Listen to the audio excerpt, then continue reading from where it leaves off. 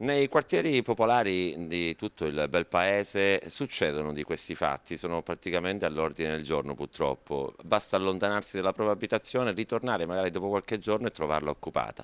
Ed è quello che è successo alla signora Venerina Mantisi, che in via Favignana a Monserrato, nella frazione del capoluogo, ha un'abitazione.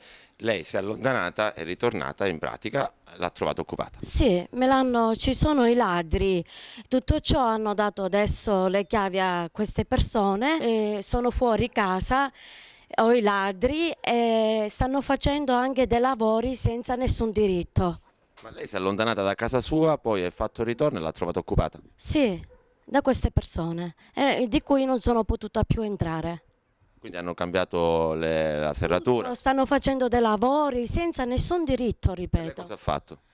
E chiamo le forze dell'ordine, ma non intervengono. Sono io fuori casa e ritengo opportuno di intervenire voi, fare ancora provvedimento e rientrare io, tornare a casa mia. Lei in questo momento dove dorme, in pratica? Non c'ho nessun tetto, sono fuori casa.